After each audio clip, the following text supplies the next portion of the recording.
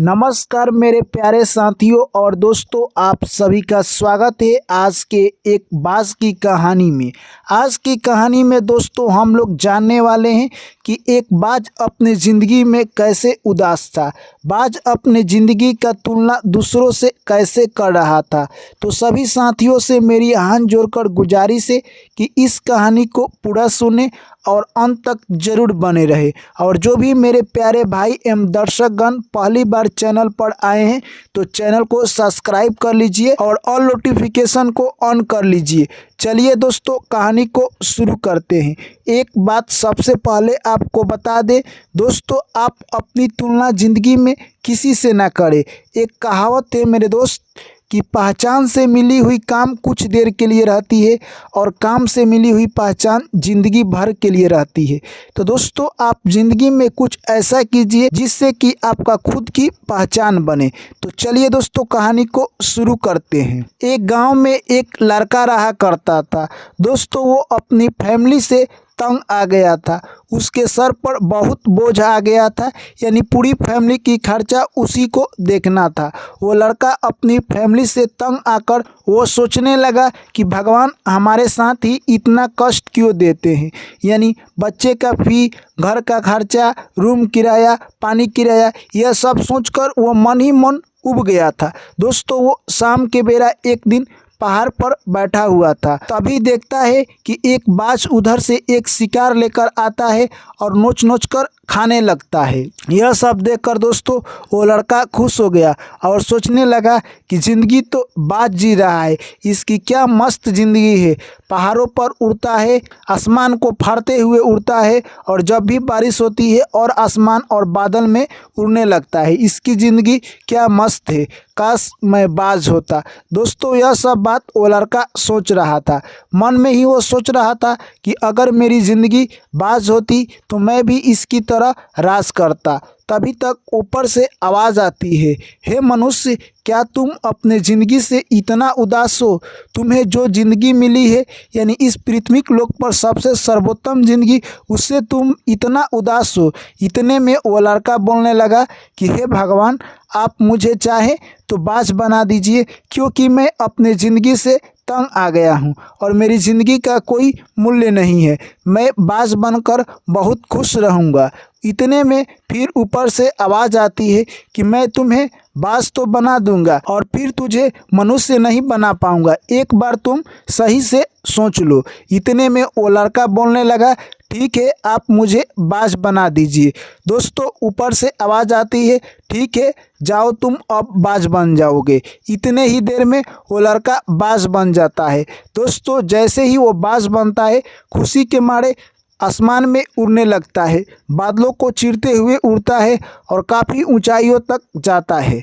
दोस्तों उड़ते उड़ते बाज को शाम हो गया और वो एक पेड़ पर आकर बैठ जाता है और जैसे तैसे रात गुजार लेता है।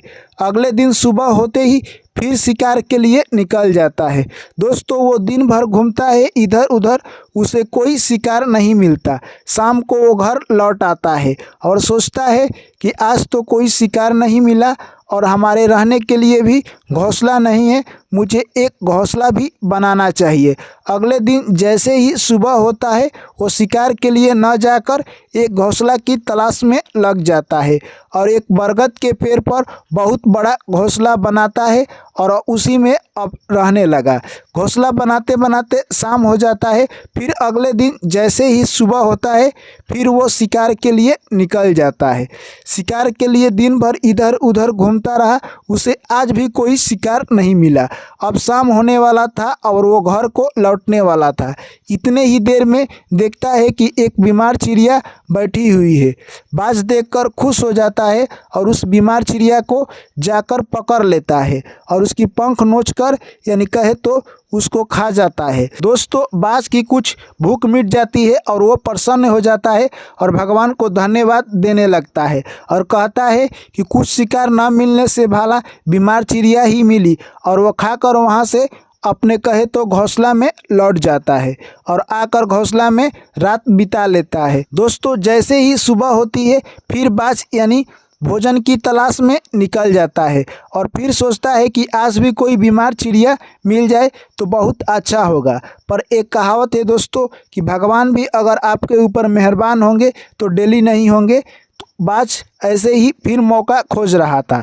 यह सब बात सोचते सोचते बाज देखता है कि अब घर लौटने का वक्त हो चुका है और बाज वहां से घर लौट जाता है। बाज जैसे ही घोंसला में आता है तभी तक अचानक तेज आंधी उखड़ जाती है और उसका घोंसला उड़ियाकर कहे तो उस वृक्ष से बहुत दूर चला जाता है। दोस्तों, बारिश और आंधी इतना तेज था कि कहे तो कोई भी पक्षी का मान उस समय नहीं बचता है और बाज जैसे तैसे वो अपनी जान बचाकर एक पेड़ के नीचे बैठ जाता है। इतनी आंधी तेज थी कि बाज भी उस पेड़ से उड़िया जाता है और बाज जैसे ही नीचे जाकर गिरता है तो उसके पंख में एक नोकीला यानी लकड़ी हल जाता है और बाज दर्द के मारे रात भर कराह रहा था और जैसे तैसे रात बिताता है।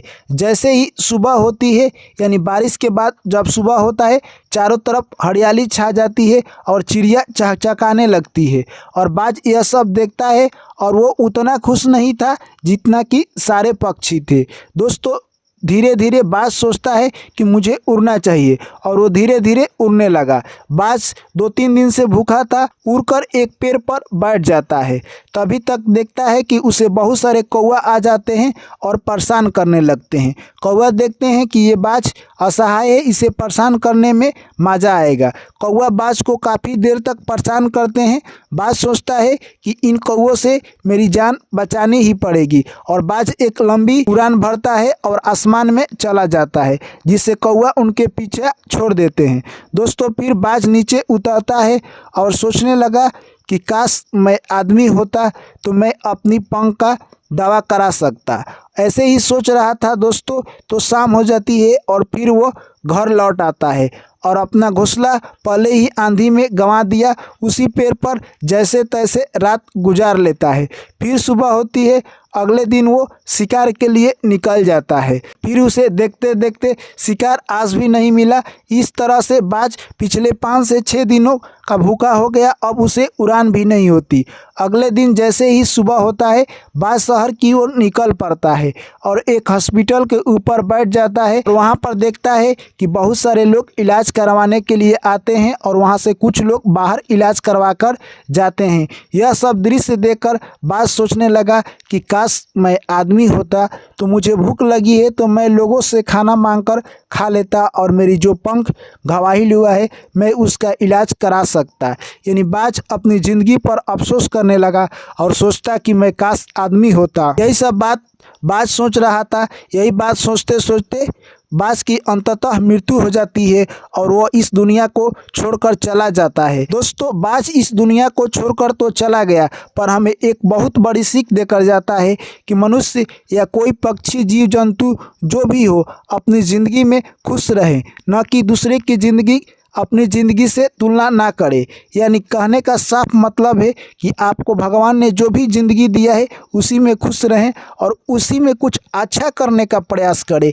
यानी एक ऐसा यूनिक कुछ कीजिए जिससे आपका ज़िंदगी बहुत अच्छा हो जाए, न कि आप दूसरों की ज़िंदगी में जाने का प्रयास कीजिएगा तो आपका भी वही हास्य होगा जो बाज का हुआ है। तो दोस्तों, इस बाज की कहानी से आपने क्या सीखा है कमेंट करके हमें ज़रूर बताएं। वीडियो को लाइक कीजिए, दोस्तों के साथ शेयर कीजिए, चैनल को सब्सक्राइब कीजिए और आप लोग से फिर मिलते हैं अगली कहानी में। ऐसे ही प्यार और सपोर्ट बनाए रखें।